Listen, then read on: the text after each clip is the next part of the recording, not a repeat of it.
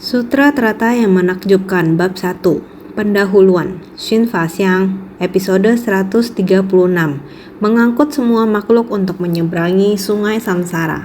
Setiap hari saya berbicara tentang waktu. Setiap hari saya berbicara tentang pikiran. Waktu dan pikiran kita sangat penting bagi kehidupan sehari-hari kita, khususnya dalam pelatihan diri. Genggam waktu, hidup di momen saat ini. Genggam dengan baik pikiran kita. Kita bisa memiliki kendali penuh atas pikiran kita sendiri. Inilah tujuan sejati dari pelatihan diri kita. Dalam hidup kita, saat kita berbicara, bukan hanya telinga yang membedakan benar atau salah. Mulut kita juga harus menyampaikan dharma benar. Inilah cara kita bersungguh hati dalam mempelajari ajaran Buddha. Tidak hanya diri kita sendiri, kita juga berharap orang lain dapat memiliki pandangan dan pemahaman yang benar, dapat membedakan yang benar dari yang salah dalam apa yang mereka dengar. Yang ingin diajarkan adalah dharma benar. Indra-indra ini di masa lalu tidak digunakan pada arah yang benar. Sekarang diperbaiki menjadi benar. Membimbing mereka agar menuju pandangan dan pemahaman yang lurus. Bisa membedakan yang benar dari yang salah. Kita bisa membimbing mereka berjalan ke arah ini. Untuk bisa membimbing orang seperti ini, kita harus mampu mempraktikannya sendiri. Kita selamanya harus seperti ini, harus mampu untuk tidak tergoyahkan dalam tubuh dan pikiran. Sesungguhnya kita harus terlebih dahulu meruntuhkan panji kesombongan dalam diri kita sendiri. Kesombongan memiliki banyak jenis.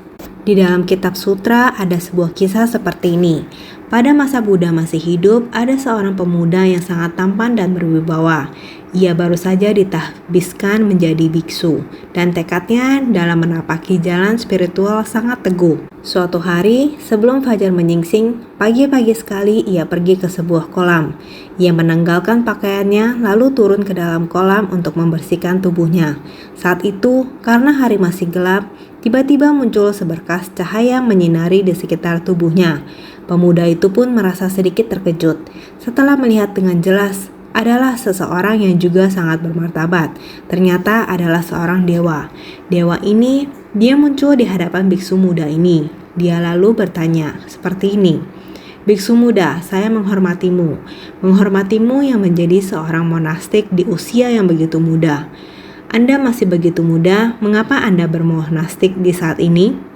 Anda masih bisa menikmati 5 nafsu kenikmatan duniawi di keluarga awam. Mengapa begitu muda Anda sudah monastik?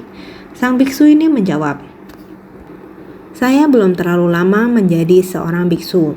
Meskipun saya tahu yang Anda katakan mengenai 5 nafsu kenikmatan duniawi, saya bermonastik dan ini merupakan tekad keinginan saya.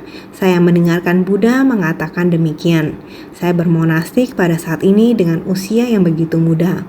Barulah benar-benar merupakan waktu yang tepat untuk semestinya bermonastik. Hanya saja, dharma yang dibabarkan oleh Buddha pada era ini sepertinya agak tidak terlalu tepat pada saat itu. Setelah dewa ini mendengarnya, dia bertanya, saya tidak paham. Kamu mengatakan kamu menjadi biksu di waktu yang tepat. Tetapi waktu dari Buddha membabarkan dharma lah yang tidak tepat. Sebenarnya maksudnya bagaimana? Biksu muda ini, dia lalu berkata, saya mendengar Buddha mengatakan begini. Dunia ini penuh dengan 5 nafsu keinginan. 5 nafsu keinginan ini bisa membingungkan pikiran manusia. 5 nafsu keinginan ini bisa menciptakan sangat banyak karma. 5 nafsu keinginan ini bisa membuat manusia merasakan penderitaan tidak berkesudahan. Oleh karena itu, saat ini bukanlah waktu yang tepat. Makhluk surgawi ini kembali berkata, saya masih belum mengerti mendengarnya. 5 nafsu keinginan ini dasarnya adalah alamiah, merupakan hal yang wajar. Setiap orang terlahir di dunia. Bukankah harus demikian menikmatinya? Biksu ini lalu mengatakan, saya meninggalkan kehidupan duniawi ini tidaklah lama. Dharma yang didengar juga tidak banyak. Saya mendengar Buddha demikian membabarkannya. Saya juga masih belum begitu memahaminya. Jika kamu berpikir ingin memahaminya, bukankah sebaiknya bertanya langsung pada Buddha? Makhluk surgawi ini berkata, kalau begitu, bolehkah minta tolong membawa saya masuk ke dalam? Biksu ini lalu berkata, tidak masalah. Begitulah, langit pun menjadi terang, mulai membawa dewa ke hadapan Buddha. Ketika Buddha melihat dewa ini, beliau juga sangat bersukacita. Dewa tersebut kemudian duduk di samping lalu bertanya, "Buddha, barusan saya mendengar perkataan dari biksu muda ini. Dia bertekad untuk meninggalkan kehidupan berkeluarga. Dia berkata bahwa dia meninggalkan kehidupan berkeluarga di saat yang tepat. Hanya saja dunia pada waktu ini bukanlah merupakan saat yang tepat. Saya tidak mengerti akan maksudnya." Buddha kemudian berkata, "Dunia, waktunya tepat atau tidak tepat, kamu bisa bertanya pada diri sendiri. Kamu bagaimana bisa terlahir di alam para dewa?" Dewa tersebut kemudian menunjukkan sikap bahwa dirinya sangat hebat dan kemudian berkata, "Itu karena saya di dunia menjalankan 10 kebajikan. Setelah memiliki 10 kebajikan ini, makanya saya bisa terlahir di alam surga. 10 kebajikan di alam manusia, saya melakukannya sangat banyak, makanya saya baru bisa terlahir di alam surga. Mengulangnya sampai 3 kali. Buddha tersenyum tipis. Kemudian menjawabnya, "Dunia terdapat sangat banyak ketidakkekalan, semuanya dimulai dari batin ini." Buddha kemudian berkata kepadanya, "Keangkuhan dari keunggulan, keangkuhan dari kesetaraan, serta keangkuhan dari inferioritas. Seseorang yang memiliki 3 jenis keangkuhan ini akan memunculkan perselisihan. Penghapusan 3 jenis keangkuhan ini dinamakan pikiran yang tak tergoyahkan." Terjemahan alternatif dari Samyukta Agama Sutra Gulungan 1. Dewa ini menjawab pertanyaan Buddha dan berkata, "Saya tidak memahami mengenai prinsip kebenaran ini." Buddha lalu berkata kepadanya, "Saat ini Anda terlahir sebagai dewa. Anda sangat bersukacita. Anda merasa bahwa Anda telah mempraktikkan 10 perbuatan baik dan terlahir di alam surga. Apakah dengan demikian telah merasa sangat aman atau stabil selamanya dan selamanya seperti ini?" Dewa lalu berkata, "Saya tidak tahu. Apakah saya bisa berada berapa lama di alam surga? Saya tidak tahu." Buddha lalu berkata, "Usia di alam surga meskipun panjang akan tetapi tetap sama memiliki batas. Setelah habis menikmati berkah di surga, masih tetap sama harus terjatuh. Akan terjatuh kemana? Harus melihat perbuatan Anda di masa lampau. Selain menikmati berkah surga, Anda masih menciptakan karma apa?" Dewa lalu berkata, "Saya tidak tahu. Saya tidak tahu saya memiliki berapa banyak kebajikan. Saya tidak tahu. Saya juga tidak tahu saya memiliki berapa banyak perbuatan jahat." Buddha lalu berkata, "Ya, kejahatan muncul dari pikiran, keserakahan, kemarahan, kebodohan, kesombongan, dan keraguan. Pada kehidupan masa lampau, mungkin niat keserakahan Anda sangat sedikit. Anda mengerti untuk berdana, memperoleh sesuatu dari berdana. Anda menciptakan berkah, sehingga Anda terlahir sebagai makhluk surgawi. Kemarahan mungkin dalam peningkatan atau penurunan. Kebodohan dengan mudah menyebabkan kita menjadi angkuh dan sombong. Makhluk surgawi ini merenungkan dalam hatinya sendiri, merenungkan dengan tenang. Oh, dengan demikian saya sudah mengerti. Buddha, engkau baru saja menyebutkan kesombongan. Apakah itu berarti aku masih menyimpan kesombongan di hatiku?" Buddha lalu berkata, "Ya, kesombongan ini termasuk kesombongan dari keunggulan. Merasa bahwa kamu telah berbuat begitu banyak, bahwa kamu beberapa kali lebih baik daripada orang lain. Apakah kamu memiliki pikiran seperti itu?" Aku memang memiliki pemikiran seperti itu. Jika orang lain telah berbuat lebih banyak perbuatan baik daripada kamu, bagaimana kamu akan berpikir? Aku merasa bahwa meskipun mereka telah berbuat lebih banyak daripada aku, tetapi aku juga dilahirkan di surga. Jadi itu hampir sama, setara. Jika demikian, bagaimana jika kamu lebih buruk daripada orang lain? Aku merasa bahwa kebaikan mereka dan kebaikanku sebenarnya tidak ada hubungannya. Buddha berkata, "Benar, engkau tahu bahwa dirimu memang tidak sebaik orang lain, namun engkau tetap tidak ingin berusaha lebih giat.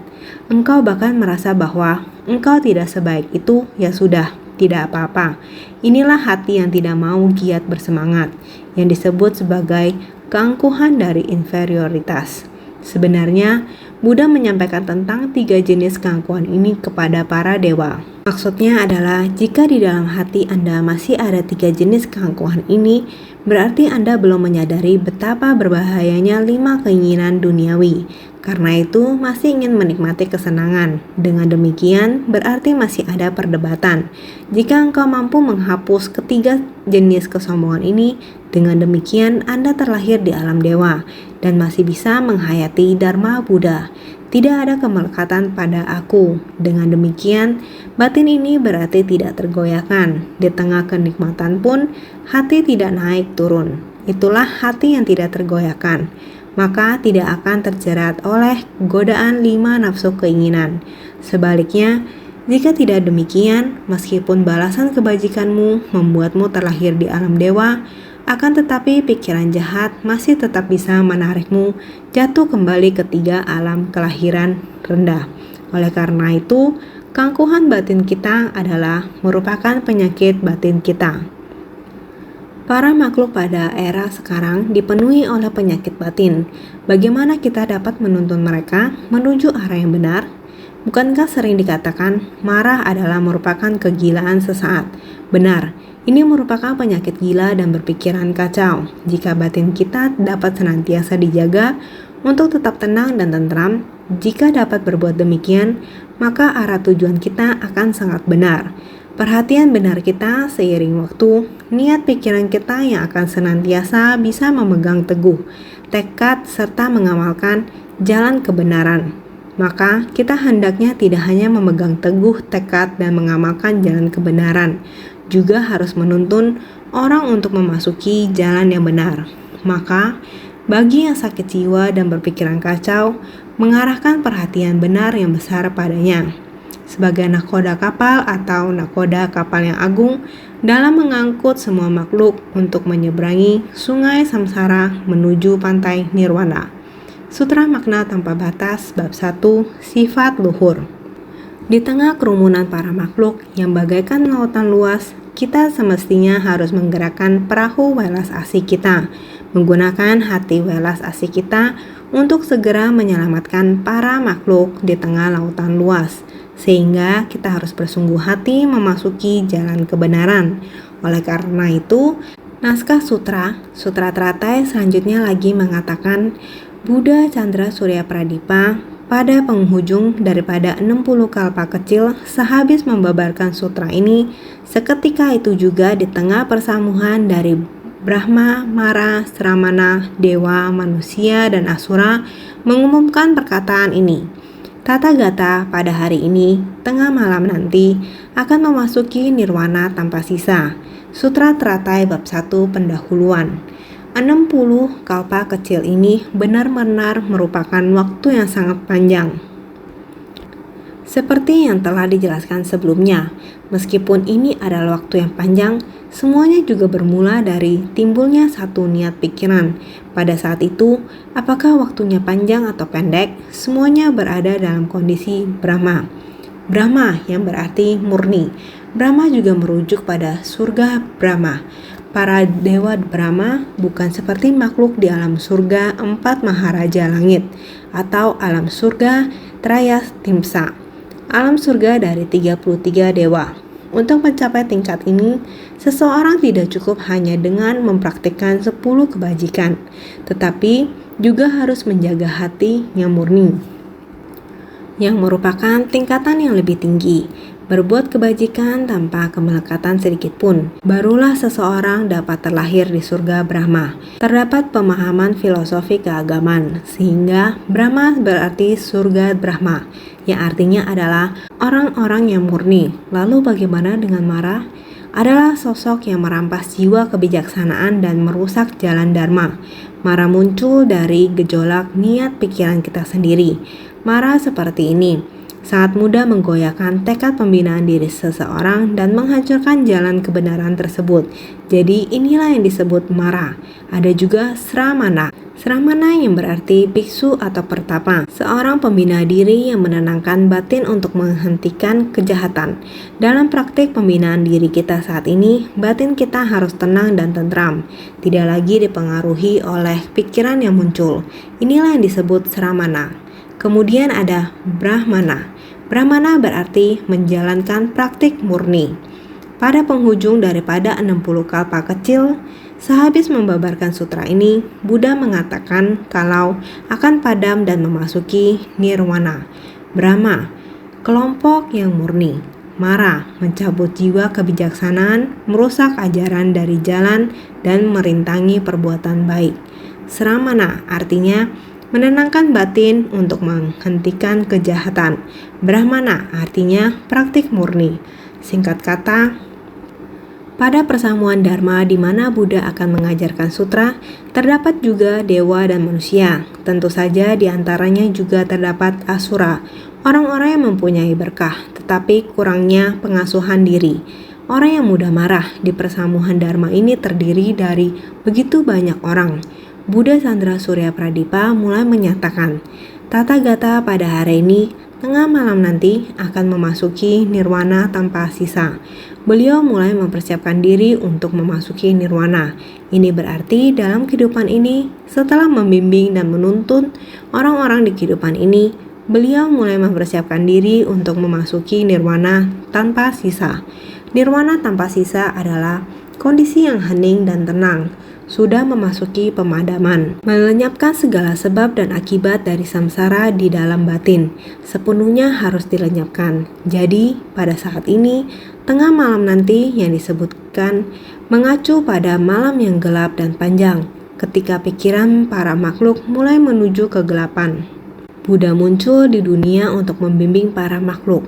Ketika satu babak jalinan jodoh untuk membimbing para makhluk ini selesai, maka beliau akan menampakkan wujud untuk memasuki pemadaman.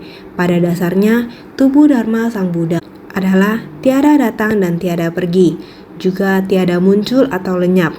Pada dasarnya tiada muncul atau lenyap, hanya saja menampakkan tubuh ini untuk membimbing dan membabarkan Dharma kepada para makhluk. Maka tubuh jelmaan yang dikatakan memasuki parinirwana adalah tubuh jelmaan ini merespon kapasitas dan kondisi dari para makhluk untuk membabarkan Dharma. Tubuh Dharma dari Buddha adalah tiada datang dan tiada pergi. Pada dasarnya tiada muncul atau lenyap, tetapi perlu tubuh jelmaan untuk merespon kapasitas dan kondisi dari para makhluk dalam membabarkan Dharma. Maka Buddha pada dasarnya tubuh jelmaannya ini adalah tiada muncul atau lenyap, hanya demi jalinan jodoh dari para makhluk yang ada di dunia ini, untuk membimbing para makhluk, untuk merespon kapasitas dan kondisi dari para makhluk dalam membabarkan Dharma. Singkat kata, Buddha selamanya berdiam di dunia. Hanya saja beliau melihat waktu untuk muncul di dunia, untuk membimbing para makhluk.